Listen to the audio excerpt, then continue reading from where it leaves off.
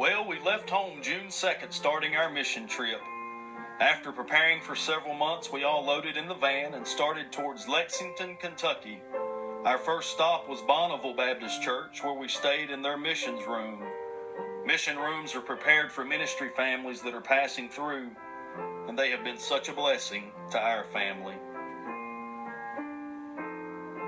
We left Lexington on day 2, headed to DeSoto, Missouri. We stayed in the mission house of Beacon Baptist Church. We attended services with them on Sunday morning, and then I had the privilege of preaching on Sunday night.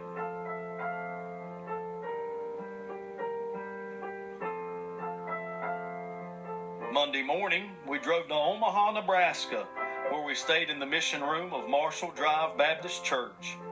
They had the perfect facility for our 2 energetic boys. I'm sure Lane and Dylan wouldn't have minded staying there just a few more days.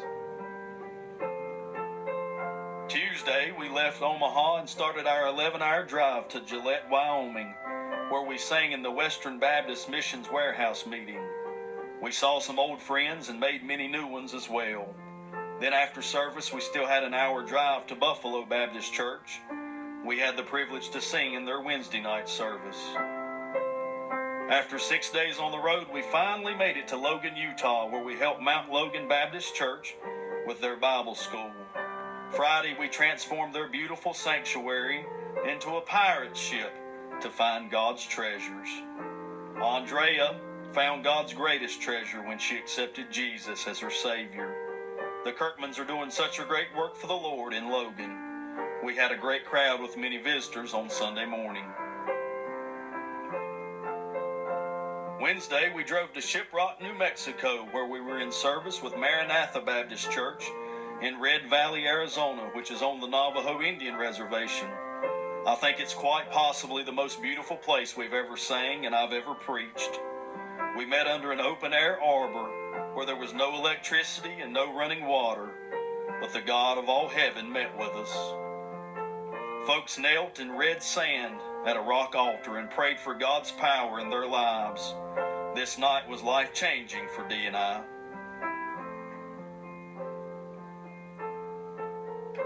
Our next stop was Deming, New Mexico in Mount Calvary Baptist Church. We helped with their vacation Bible school, where we learned about the fruit of the Spirit in Galatians chapter number 5. This is the arbor they're currently building for the Southwestern Baptist Camp Meeting. Remember that God does love you very much, and you are the apple of His eye. We were also with them in service Sunday, where we sang and I preached. What a sweet time of meeting with God in the deserts of Deming, New Mexico. We left Deming and started the 801-mile journey to Corpus Christi, Texas, to People's Baptist Church in Roloff, Holmes. Founded by Lester Roloff, we sang and I preached a 5-day revival. God surely met with us that week. I preached on leaving a legacy. You know, Jesus left the greatest legacy of all when He died for our sins. During the week, Joe, a man from the Holmes, called on Jesus to save him. We then drove north a few hours to Cleveland, Texas, to be with Beulah Land Baptist Church. We sang and I preached in both services. But you know, one of the greatest blessings in our ministry is watching God put a love of music in people's hearts, especially young people.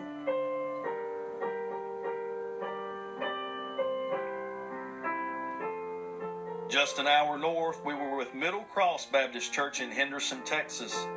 The pastor asked us to sing and for me to preach, and at the end of the service, Nathan asked God to save him. Although tired in body, we were rejuvenated seeing God work in lives. We then drove to Gulfport, Mississippi, where we stayed in the mission room at Biloxi River Baptist Church. We're thankful for great churches and great friends along the way. Next, we visited with my aunt in Port Charlotte, Florida, and were asked to sing in her church. We also had the opportunity to sing and for me to preach at Bible Baptist Church in Fernandina Beach, Florida. We stayed in their missions room and made some wonderful new friends there. We then left the Sunshine State and drove a few hours north to Charleston, South Carolina. where we sang at Hanahan Baptist Church and I preached.